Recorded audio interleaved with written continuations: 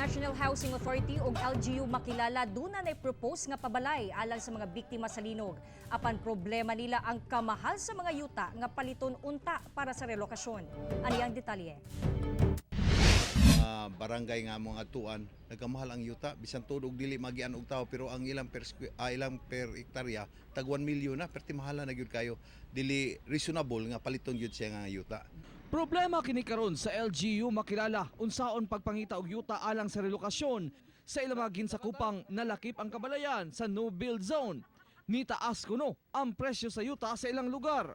Ang mga residenteng apektado nga naa karon sa evacuation area buot nang mamalhin og mahatagan og relokasyon kay dili kuno maayo ang ilang kahimtang sa evacuation center.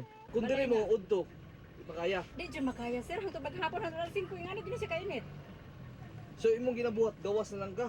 Diyan lang ako sa gawas, magmantinin lang sa kong lilingkod para makalanghap og hangin. Ang ubang residente nagkasakit na tungod sa klima, mga langaw ug lahi ng alisngaw sa evacuation area. Gusto na gid may mobalhin, sir.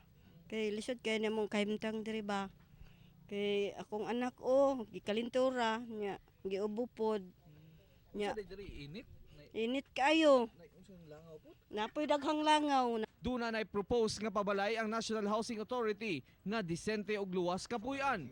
Panawagan sa LGU nga gamay pasensya kay nangita kuno sila og pamaagi aron mapahawa na sa evacuation centers ang tanang bakwit. Gamay lang nga pag-antos gusto na kong mahitabo nga ato gyud na ipahiluna hinay-hinay lang dili lang ta magdali kay unya magdali ta madamag unya ta. So ang ako lang niini nga kami nangita man gyud may mga yuta nga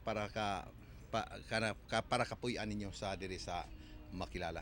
Kauban si Melchor Awing sa kamera. Ako si Real Soroche para sa One Mindanao.